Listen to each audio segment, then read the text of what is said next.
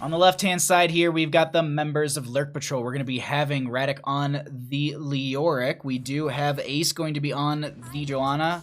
High Def is going to be on that Sylvanas. Gunny will be on the Hanzo. And Ektar is going to be on that Anduin. On the right-hand side, we got the members of Piecemeal. We're going to be having Chex going to be on the Dahaka. We do have Lucio being played by Dark Knight. We have Odd Thought going to be on the Kael'thas. We do have Gambit playing that Raynor, and Nay will be on that Muradin. Also to note, this is a replay from yesterday, so this is the old Braxis holdout. This is not the new Braxis holdout at all. I apologize. Wait, right?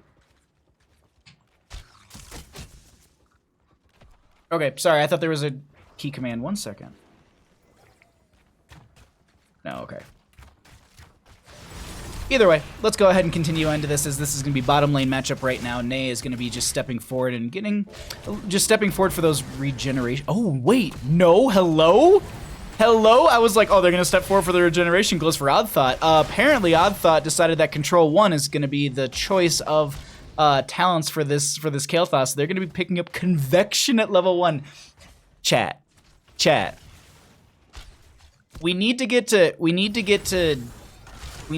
partners so that we can get more oh my god, emotes, so we can get a Convection, because I would just love Convection in chat, or we just make that a better TV. Either way, I'm sorry, I got so excited about Convection I couldn't even talk right there, but we do have that in Furling Shadows for the Sylvanas. Also to note, it's going to be the target practice for that Hanzo. Gonna need to hit all those heroes 3 times each. It will give them 30% increased range once they hit every hero once, but once they hit all of them, they get the increased, I believe it's 100 damage onto them as well, correct? Yeah. So it's just gonna be increased damage from the Stormbow. I would expect them to probably go into the explosive arrows as well. That's going to probably help with a little bit of the wave clear. But look at this huge invade coming out from the members of Piecemeal as they've gone ahead and found themselves a Gunny. Hanzo, the first one to be going down.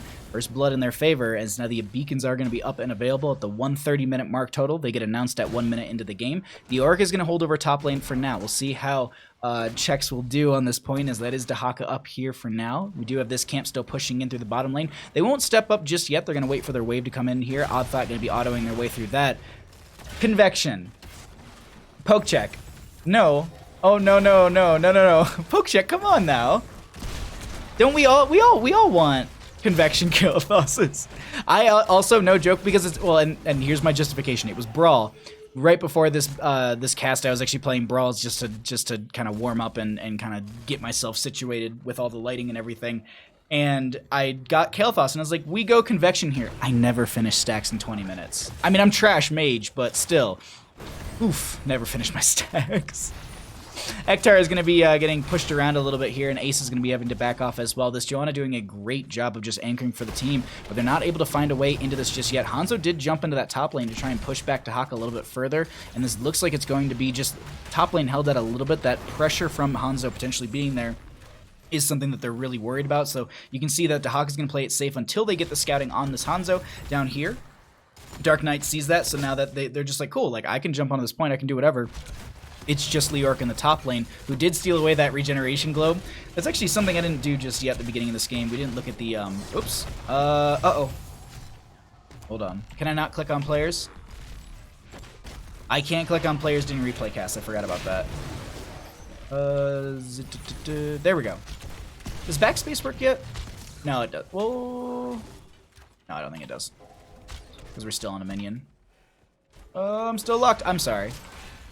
There we go, stream. I know how to cast, I swear. Convection's pretty good against Joanna Constant, in my opinion. I can see it getting value here. Who was it? Isn't it Ektar who usually says in chat, like, that there's actual value from that? I swear it's Ektar or somebody has actually pointed out, they're just like, when you get to 20, like, you can actually get a decent amount of value from Convection. It's justified. It's just Arcane, or Mana Addict is just so powerful with the mana regeneration, as well as just that gigantic shield that you can provide and proc when necessary if anyone dives onto you. Took OS and I think it was a mistake. Activate to heal Lurk for 30% of his maximum health over 5 seconds. Regeneration globes lower the cooldown by this ability by 20%. I mean, you are on a regeneration globe heavy base map. You can rotate into this top lane over here. You can reduce it right there, and you get this minion wave as well. Because this is what, the 40 some seconds, so you can get like every other minion wave. Essentially, you can get 2 regeneration globes, and if you're aggressive in that lane, you can steal further out. Let's actually jump in this top lane because it seems like there's a bit of a brawl. And so this is what I'm talking about. Like I don't think that's a bad idea at all. I think this is a great way to sustain, but just Chex is just putting on so much pressure and so much aggression onto you, especially with the hero stalker. It's gonna be a great way of just building that essence consistently while they're just autoing into you. So this is just something to consider as well. So Dahakta has the extra movement. Controlled the area too much. I agree. Yeah, and that's the thing is like, I think it's fine. I think it was fine as a talent, but it's just also the Dahaka you were playing against was just so aggressive and was so good at managing that whole area constantly. It looks like that's just where the struggle is coming from, and it's hard. I mean, solo lane in my opinion is one of the hardest things to do. Like outside of like getting that mage, like the combos down and stuff like that. Like when you actually like, there's a lot of back and forth that goes into the solo lane matchup. And of course, I want to look at this, and we have a Lucio going down right below us. That's going to even out the kills right now, 1-1. Looks like Hanzo's made their way into that full kind of storm bow build. Storm bow, correct? Yeah. Yeah, this Dahaka is just making your life just so hard because, and it's also like as I said, it's the hero stalker as well. Like that is so annoying to deal with because he's autoing and getting essence off of you, as well as the fact that he does have the tissue regeneration at level 1, and that's just gonna make him a beefier dinosaur. But speaking of beef, we have a fight breaking out in the bottom left where Ney is just 1v3ing as the rest of the team rounds the corner. They are gonna be able to force him off the point with that penetrating round, but Ney might have stepped a little too far forward. Nice use of the dwarf toss to get out, but Ace just wants to try and punish this. Radic is gonna be down here as well. The Gambit might have been a little too far out there as they do get the kill onto Raynor, and this was the charge for I think a couple seconds. 46% on that Zerg wave in favor for the members of Piecemeal. Lurk Patrol trying to step further forward onto this. They force them back, and now they continue to pressure up in top lane. Check's doing a great job of just being this solo lane pressure.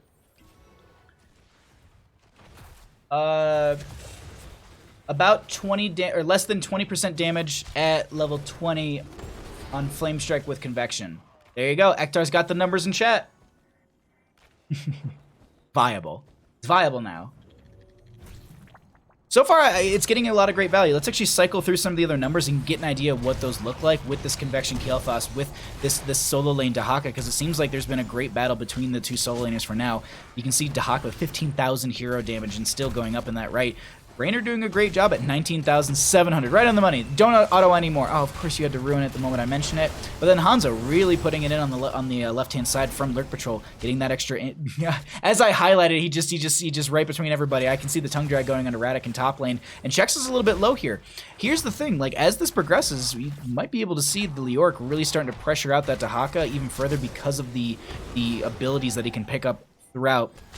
The 13 and 16 talent tier that can actually make him a little bit hard to deal with in solo lane, or just reduce the damage and also continue to get Wraith Walks constantly. This is going to be Zerg Wave in charge for the members. Oh, do they find Ney? No, they don't get the extra arrow, and Ney gets out with 100 and some health right there, but Piecemeal. Oh, wait. Are we... Hello? Sonic Arrow? I hope it was on stream and I just missed it, and someone can clip it and just give that to Nexus series. Like, that's a highlight right there. Because I don't think they had any vision of that Muradin whatsoever, and that was just a blind Sonic Arrow that got them the kill. Either way, they stopped the charge, 36-60 for the charge currently. That's going to be Dahaka in top lane once again. They got control in bottom lane on the side of Lurk Patrol. You can see that that's going to be Radic just rotating back and forth. 65 stacks on Sylvanas' Unfurling Shadows. We do have the Subdue for the Joan at level 7. They just have to be able to hit 4 enemy heroes with that. Instead, Light Bomb does go out from Anduin onto Ace. They're very, very low. Blessed Shield, I think, went out right there. That's going to be Hanzo with the arrow. They're currently turning this around. Anduin with the Leap of Faith gets them... Oh my god. I cannot believe Ace lived right there. They shouldn't have. Ace should have died 2 times over. Let's jump into top lane right now, as there's going to be a bit of a battle between these two. Isolation does go out onto Lurk, but they're still getting that... It's just back and forth right now. Tongue Drag does go out. I think they should have a Wraith Walk up and available. Yeah, they're going to be able to get that mop right out of there, but what a great back and forth. Looks like we had a little bit of a DC right there, but they're going to be back and ready to go. And now we have the pick under Raynor. Ney might be found out here as well. That Chastise was really good from Anduin, but they managed to also pop the Avatar form just in time. They keep themselves alive. Kael'thas finished the Convection. They don't need to worry about this anymore. Boom, headshot. Oh, FPS Doug, I miss you. Top lane once again, just because the bottom lane's getting sieged in a little bit here and there. Radic and Chex are going to be just battling this out. Seems like Chex wants to back out because of the fact that they don't have much mana and maybe they're missing some essence in that raid as well. And they'll just cycle around. The Lurk will be just trying to steal some of that health once again. They turn this back into the halfway. See what they have in this bottom lane. No, nothing just yet. And this is going to be Chex holding out top lane. Looks like Radic is going to go ahead and get 2 regeneration globes. Going to continue to make sure that that level 1 is going to get cooldown reduction by literally 40% right there. And now Raynor, oh, nice Blessed Shield for a setup, but no one else is going to be... Oh, they actually have the follow-up. This stun after stun after stun. This is being so well played by the members of Lurk Patrol. Gunny, I think yeah, Gambit went down right there. Gunny's on the Hanzo right there. That was a really, really good, it was Blessed Shield into the Hanzo Dragon Strike, into the Light Bomb from Anduin, just really well synergized, really well communicated, and this is going to be Zerg Wave mostly in favor for the members of Lurk Patrol. Piecemeal is going to have to be on the defensive side in that top lane. As you can see, a couple members being rotated up there. High Def a little bit too low, needs to back off. They still have to deal with this 50% Zerg Wave, and as I noted, this is yesterday's game, so this is not going to be on the live patch for the Zerg Wave, so things are not any different than what you previously knew. Moist Venus, thank you so much for the 69 bits, my friend. You beautiful boy. I hope you're having a great day. Hail thoughts can now die without worry. Exactly, Ghost Bear. Exactly. We're just seeing this clear in the bottom lane. They're trying to siege up while this is still happening, and I like the play that they're making. Gambit is going to get some vision for the team. They're just going to... This is going to be an easy fort for bottom lane. They've denied the Zerg Wave in top, though, from getting much, if any, value. I think they might have gotten the front gate, which will be great for the Leoric, who's just going to be able to rotate around here. Are they going to try and steal away the siege camp? No, they're going to be going for the wraparound play. Leech goes out onto Gambit. They don't... Oh. I thought they were going to pop the Entomb or something, but no, they rotate down. They're going to be chasing this Dahaka potentially. There's the Entomb. Where's the Entomb? There's the Entomb. I was like, they have to have it, but that will be the brush or the burrow from the Dahaka. They're trying to get around them to body block, and that's going to be a tongue drag. Leoric might have bitten off more they can chew. They're going to try and mop their way right out of there, but I don't know if that's going to be a possibility late. Oh my god, the leap of faith from Anduin. Ektar, so on point with those. Like, that's the second time in a risky situation that it's just come out clutch, and it's what I think it's a 60-second cooldown or is it an 80-second cooldown? I think it's 60. Let's just check it. We got time. 80-second cooldown. I felt wrong. Like 60 seconds felt so wrong when I said it. There we go. Go both teams. You missed it. I popped in Tomb top versus Dahaka to back him from point, or to block him from point. Oh, nice. I do my best to show top lane and like as much as I can, because there is a lot of great action that does happen up there that isn't highlighted much, but it is at the same time really hard because most of the time in bottom lane or in the 4v4, that's where all the fun and kind of back and forth and poke goes out. So we'll do our best to jump back and forth. Well, at least we try our best to do that. But they've got this nice camp pushing up in top lane. We do also have Mercenary Queen on that Sylvanas. That 60% buff coming through. You can actually see that it's going to be just buffing them. There's that little bit of golden glow around them. They are going to be forced back right here. They don't step up onto this. They actually have a lot of abilities thrown towards them rather than the clear into the wave. And so now they know those are gone. That's going to be the Light Bomb out from Ace right there. They're going to try and get the Blessed Shield, which connects onto a few. Break it down was used by Lucio. Follow-up arrow from Hanzo was really good right there, but no one going down just yet. Chex was stalled out of the tongue drag for a second, and I think they might have gone for one right there. I'm not sure. They didn't go for Feeding Frenzy at level 4, right? Or is it? I think it's 7 is maybe Feeding Frenzy. So they don't have that auto attack to reduce the tongue drag cooldown. But look at Leoric already postured up for this bottom lane, 15 to 14 in levels. Chex is just sitting in this bush. Lurk has the channel for bottom. Tongue drag onto Hanzo. Can they get out Leap of Faith to pull them out of that scary situation? And now can they get anything else with this? No. Chastise goes out from Ektar as well. And meanwhile, in bottom lane, Lurk is just going to push up. Dahaka did go for the brush talk into bottom, so they will be able to channel this for now. Lurk is like, wait, I got to go back. I don't want them to get a Zerg charge. But if they can get Zerg Wave in their favor on the side of Lurk Patrol here, that's going to be so much in their favor because of the fact that they will be having the Zerg Wave in bottom lane next. And that already having a fort gone and periodic catapult pressure coming through, that's huge right there. We can also see that it's the Primal Swarm from the Dahaka. It's going to reduce the armor of that Leoric. You can see at the 10 right there. That's a huge pickup for them, but look at how great, like how this late game pressure and the value from Leoric is really starting to step up into that Dahaka. And this is what I was talking about. Like, I think the late game Lurk value is going to be a lot stronger than the late game Dahaka value. We'll see. I mean, they could be fully stacked in Essence and then just body right into it. We'll have to wait and see if that's going to be the option. But 16s are right around the corner. They cycle out. They're going to go ahead and wait for a couple seconds here. They just need a little bit of experience, and now they can step further forward onto this. Looks like we have the light well as well from that Anduin, which is essentially, if I'm not mistaken, just like a healing totem. But we'll look into that a little bit further. Hanzo with the arrow right between everybody. Bless Shield comes out. Nice condemn to pull them in. Raynor does go down. Break it down was used by the Lucio as well. Ace in a little bit of a rough spot, but they have that light bomb thrown onto them. They do get the stun, but that was a little bit of a bait from their own friendly team. They have the pull away. Hanzo gets the kill onto Kael'thas. That is Lurk getting the kill onto Dahaka in bottom lane. And now the chase is on into this top as Ney is going to be making out alive. But that should be Zergway fully in favor for the members of Lurk Patrol, and look at Radic in this bottom lane, just pushing up. This is exactly what you want to do. And meanwhile, on top, they're like, cool, let's get some extra pressure up here. We do have Lurk cycling back out. They will just make sure that they're going to be able to get the full charge here, and they don't want to get caught out and stagger out of death. Granted, it's only a Lucio and a Muradin, but still, playing it safe, regrouping, and getting ready for the push as a team is probably a little bit more important. They actually grabbed the siege camp really quickly. Might be a little too greedy. Muradin not able to get there on time. Gotta use cooldowns to get value. Oh, of course. Of course. Oh my god, always full mango. Thank you for the 1,000 bits. I will resend that alert when we get out of this. Thank you for casting the game for all the heart. Oh my god, thank you. Mango, thank you seriously so much. Like, you did not have to. I really appreciate that, my friend.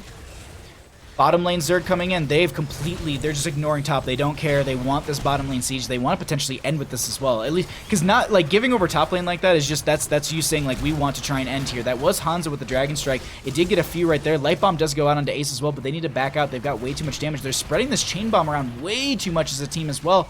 And, did they go for... It's Explosion Radius. I don't know these 13s by heart, but I was like, I know that, I think the red one is just, oh my god, I don't know. Is green cooldown reduction?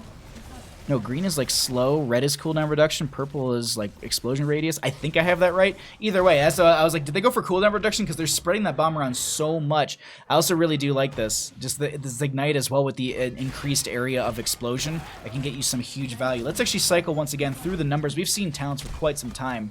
Flesh Blessed Shield. Oh, yes. Zerg out.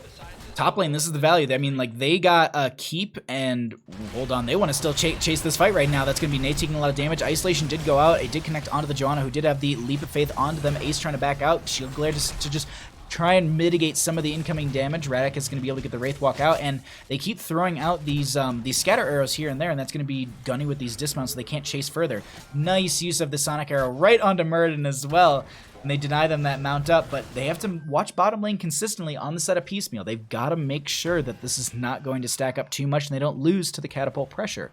We do have this Bruiser camp on the left-hand side going to be picked up, and I don't think they go for the boss. Typically on a map like this, you want to wait for the enemy team to get to lose a member or two in a team fight before you go for something like this, just because of how easily you can check out how... I thought they were going for themselves, but they're just going for this aggressive rotation. I'm like watching it just are we about to do this? No, they're going to back right out of there. On the note of this boss, it works the same way as the Immortals do on Battlefield of Eternity. So if they do pick up the boss right here, it is going to be going into the top lane. That being because the fact that it's the most well-defended lane.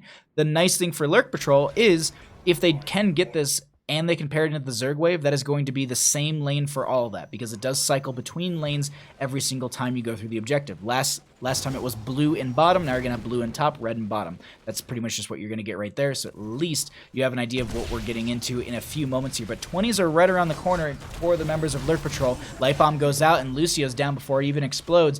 That's a huge pick, and here's the beacons activating in 30 seconds. They could back off if they maybe get this kill onto Dahaka and grab the boss and have that push while they channel up the Zerg waves, or they could just potentially try and end right here. Hanzo with the double arrow right there. They have the shield glare out as well. Condemn pulls 2 in. That's going to be Gambit so very slowed because they did have that subdue. It does have, if you end up hitting 2 people with that, you're going to be able to get the 80% slow onto both of them, and this is checked so very low. They managed to get the keep. Do they step further forward into this top lane engagement? Doesn't seem like that's going to be it. They back off. They've got their 20 talent here over the enemy team. It's currently at level 17. Atha gets the Hearth out. Whew. Punish, right? Yes. I couldn't think of it. I kept wanting to say subdue, and I'm like, no, subdue is the name of the talent, not the ability. But now, this is what I was talking about. With the pressure that they have, as well as they're 20, they're going to try and go for this boss. Oh, wait. Are they going to try and steal? Pull away talents really quickly. They dive in. This is going to be the break it down used as well. Dahaka on the point. That's going to be Radic here as well. Entomb came out. Lucio the first one to go down. That's going to be Dahaka so very low as well. They get the boss on the side of Lurk Patrol. Huge Condemn coming in. Ace going to be chasing after Othot. Hanzo over the wall. Arrow to the face. I used to be a Kael'thas till I took an arrow to the face, and now I am in the Nexus, and that is going to be the Raynor going down as well as the Muradin. Boss, as I said, going to be going into that top lane. And honestly, the reason being, there's a well up here. There's no well in bottom. Otherwise, I think it would be completely random, or maybe where there's a wave. I'm not sure. Dahaka gets picked off. All 5 are wiped, and they step further forward. Looks like the members of Lurk Patrol are going to be taking game number 1 in our best of 3 series as boss just about arrives. But before that, even I think before the boss even arrives up here, I think we're going to be seeing the core going down. The boss is more or less just an engagement to start this end, and GGs are coming out, and that's going to be game number 1 over to the members of Lurk Patrol. GG. Well played.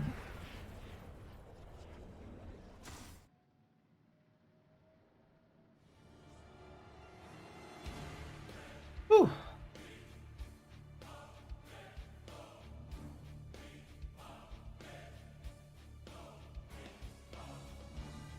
Moist Venus, thank you for the 69 bits, my friend.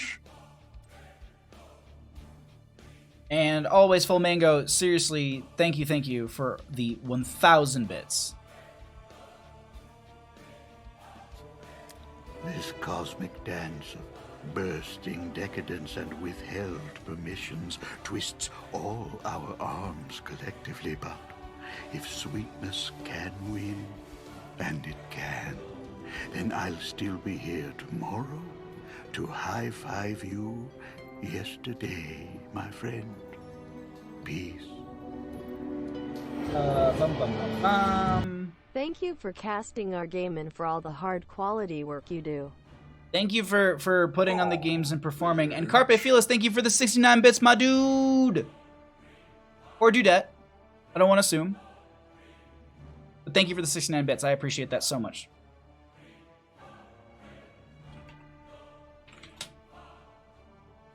We all just need to bug Brandon about finishing our new animations for bit alerts. We are like, I think he should be pretty close to them. I would think. I would hope. Maybe. I'll message him after this best of 3 series when I'm at a party. But thank you all for being here. Thank you for supporting the stream. Thank you for all hanging out. I really, really appreciate it. We are getting set up for our next game here. Excuse me.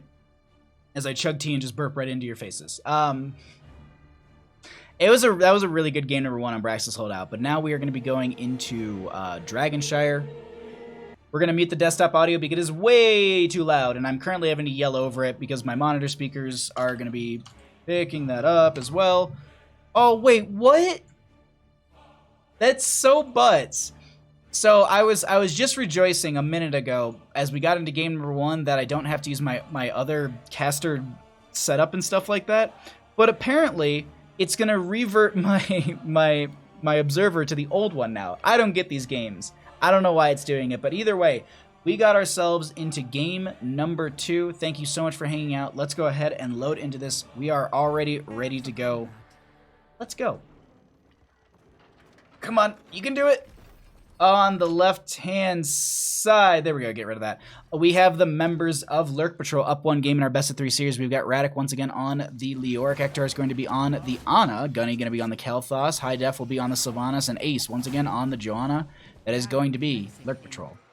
On the right-hand side, we've got the members of Piecemeal, who are going to be trying to take us to game number 3 here in our best of 3 series for the Division C West. Dark Knight is going to be on that. Genji, Chex is going to be on the Dahaka. Nay will be on the Stitches. Gambit will be on the Raynor, and Oddthought will be on the Anduin. Go ahead and that's such a habit right there, just to instantly pull up the talents. But seems like it's going to be nothing too out of the ordinary. Butts, always butts. Oh wait, hold on. Does this not work either? Oh wait, hold on. There we go. I was like, I'm in the wrong. I'm doing something wrong here. Always but. Seriously. See, Carpe Felis knows what's up. Dot stole my murd in QQ. I don't know why that's so funny to me. It's just, I think it's just the QQ at the end. We'll take a peek up right here in top lane just for a few moments, as it is going to be actually a Fantian to death. So just a little bit more sustained from just pushing out these lanes. We'll see the rotations between mid and bottom coming out from the members of Lurk Patrol, as well as Piecemeal. I want to say Perry Loot, and I'm like, that's not the right team. That is not the right team. It's a different P name. We do have Sylvanas going to steal away the camp on the left-hand side. They have the Genji doing the exact same thing as well. Not the quickest in those camps. They're going to be having some friends probably rotating. You can see 8th actually taking a few seconds to kind of rotate around here. Anchor for the friendly team to make sure no one's going to be stepping forward or getting a random hook out and to pick up a kill right there. Now, speaking of potential pickups, that's going to be Nay with the sleep dart thrown onto them. And they're going to be able just to... They'll throw a little bit of damage and they'll back right out. This is going to be also Siege Giants going to be pushed in through the bottom lane. And Dragonite's going to be up and available. Can anyone pick these up? Chex is taking a lot of damage for top lane. Radic is doing a great job of currently putting on the pressure. They get the tongue drag onto them and they say, cool, I'll just go ahead and clear this wave really quickly. Get a little bit of healing. All right, side note. Sorry, this just popped into my... Wow, that was a really good gravity lapse to deny the hook out from Nay right there. This is just a little bit of a rant right here, but if he's a ghost, why doesn't he go through some bushes? Like, not some bushes, but like, you know how like you can hook through not all walls, but some walls? He should be able to Wraith Walk through some, not all walls. Like, he should be able to Wraith Walk through the enemy wall right there, or his friendly wall, like you can't hook through those. But you can hook through these little areas here, and he's a ghost. He should be able to go through. There's my Here's the Storm rant. You know what? Post that on the Reddit Q&A for all the developers. That's going to be happening, I think, tomorrow? No, that's on Thursday. There's a Q&A, but either way, that's going to be first Dragonite going to be picked up by the members of Lurk Patrol. They step further forward into the mid lane with this, and as I noted in a cast earlier today, triple lane pressure during a Dragonite phase is the most optimal place to be. Solo lane is making sure they're still getting experience up there. They're pushing into the Dahaka, who's going to play safe because they're worried about the Dragonite or the enemy team rotating up. They were sieging into bottom lane, trying to open that up further, but now they're going to be rotating up into top or into mid because they also need to make sure that Kael'thas will not get bodied after falling out of this Dragonite. They open up the front gate of this mid lane, and now they rotate into bottom. Here's a big thing to prioritize when you take this into your own games. Well, priority in the lane. Sustain in objective lanes, much like how on Volskaya Foundry you use the first Triglot Protector to take out the top lane well in that front gate area, is because you want to make sure that their sustain over this point and their fight is going to be drastically reduced. If someone, for example, Dark Knight is half on health, half on mana, they can tap well if they're off cooldown and then rejoin the fight. Without that being there, they have to rotate to mid or all the way back to their keep to have any sort of sustain in the lane. And that's why it's such a priority in a lot of these vehicle-driven maps, or even just control-based maps where you can take that out. Towers of Doom, I feel like, is one of the few maps where the priority in lane is just like all bottom lane. The priority, like top lane, like yeah, getting rid of wells is a big deal, but you're typically having like a lot of members do double rotations while your friendly team pushes out through bottom lane, so you can continually hold that, feed the sappers in, and get that extra damage. I know it's a really long rant, but currently we're just having a lot of a not a lot of a lull, but like a bit of a lull in this match where teams are going to get set up. They're going to play it a little bit safe. They don't want to try and take any sort of fights. They just want to add some pressure into lane, get themselves set up for the next Dragonite phase, which I believe is about a minute off from now. The walls are sprinkled with holy water. I tried. That's a good response. That's a really good response. Was Blaze banned? Oh, we have 4 P names in CW. Really? Jeez. Harnock, how you doing? Thanks for coming by. Hold on, this is Chex now down here as well. Kael'thas with a huge flame strike onto a few, but no gravity, or no gravity, not gravity lapse, but no convection coming out from them just yet. Still have these knights pushing in through the bottom lane. We have mid lane just crashing in as well, and they go ahead and they grab their Siege Giants, adding in more pressure into these lanes. I love the way that Lurk Patrol's playing this. They've actually got a decent amount of experience over the enemy team as well. Does Control 4 do anything for us? No, it just takes us onto a player.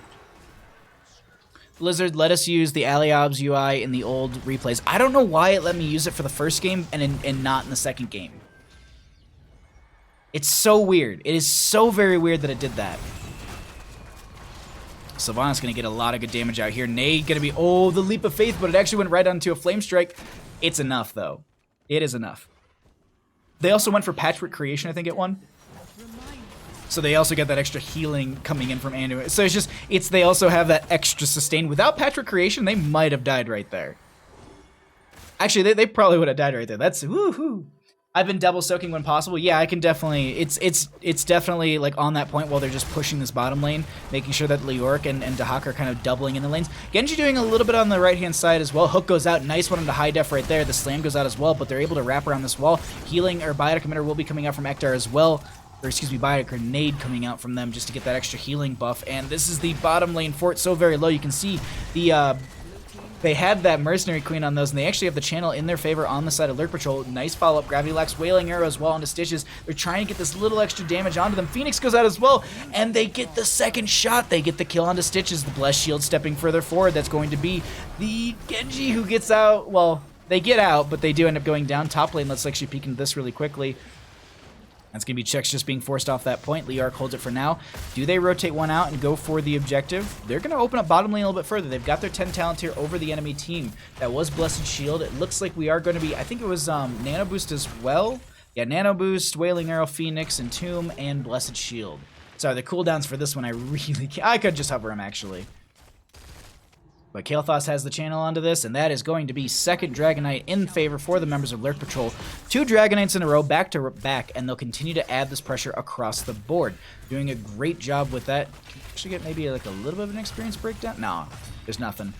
Nothing I can hover over that's going to allow it. But we do have our 10 talents on the side for Piecemeal. Can they... Will this be like the big turnaround for them? Light Bomb? Do we have a Gorge Stitches or a Putrid Bile? X-Strike for the Genji. Dragonite's still going to be sieging in here, below 50%, right around that 25 right there. It's Putrid Bile for the Stitches, so no Gorge going to be trying to kidnap anyone away right there, but late game value from this could be huge. They also have that Light Bomb to maybe speed them up and get into that back line, try and get that lockdown, or maybe it's just Light Bomb on the Genji, which is typically what we see. They are waiting with this Dragonite a little bit, trying to find their way in on this, not objective, but onto this engagement. And I think they're just going to say, well, it's Kael'thas in there. It's not the best hero. Oh, man, Chex got kicked into the corner. That would have been a great follow-up, but they end up just moving back into the lane, and Chex gets healed up right away.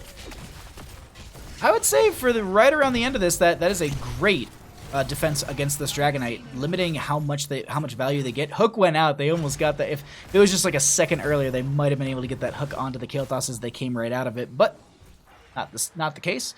We should be seeing the teams rotate back into lanes, go for soak and experience. Let's actually check on some of the questing talents, as this literally takes up the majority of our screen. 29 stacks on the Mana Addict for that Kael'thas. That is huge. 70 stacks on the Unfurling Shadows for the Sylvanas. We have 7 out of the 10 stacks for the Tissue Regeneration. No stacks on the Subdue just yet, but they just need to hit 4. You know, they just need to hit 4 heroes with that. Easy. No big deal. That's going to be a nice nano boost onto Gunny, who gets the the Phoenix out as well. Kael'thas getting some great damage out. The Chain Bomb not going to be spreading any further out, and that will be the invade onto the camp. Gunny just barely getting away from that hook. That fishing hook at 16 might be their downfall. Because I've seen games 180 when fishing hook comes into play, that distance you're creating from the friendly team on one player, whew, that's a bad time all around. But you got to get there.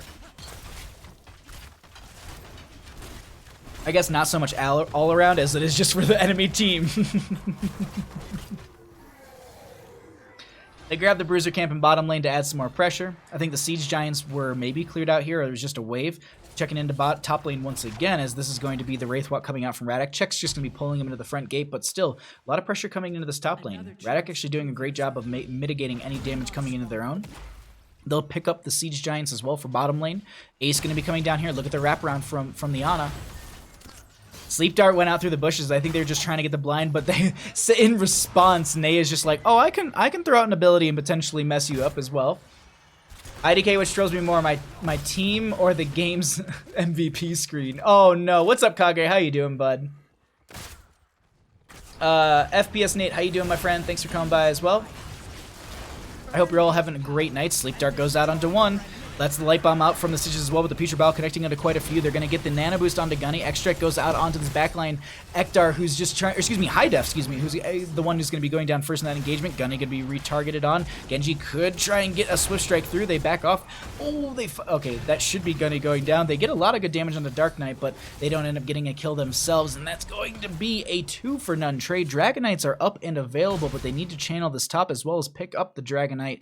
And so Dahaka doesn't look like they're going to be having the brush stock up and available. They'll have to deal with Lurk in this top lane, who's not going to give this over easily, and that will be enough time for these two heroes to come back to life and make another defense. So they push down Lurk Patrol a little bit, but that's not going to keep them out of this. Let's actually look at some of the other stats really quickly while we can, get an idea of what those numbers look like, so at least we'll block the majority of the screen when there's not a whole lot of happening, so at least you can get an idea of what this all looks like. Because I'm sure there's quite a few who are wondering how much Kael'thas damage is and how much that Rainer's been putting out. I mean, look at the differences though between the heroic damage between these two teams. That is significant for Kael'thas to be almost doubling the Rainer here.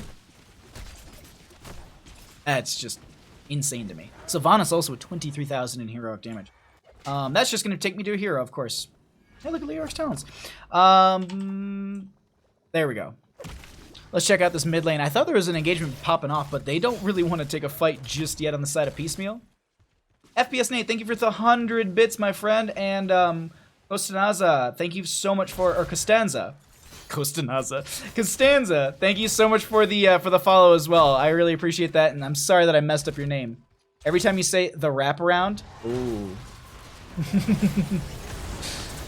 It's sexual in nature, of course, Carpe Felis. That's going to be Nate trying to get right out of there. Wailing Arrow went out a little bit raw on that right, and that's going to be look at Radic chasing Chex Mix and Chex Mix.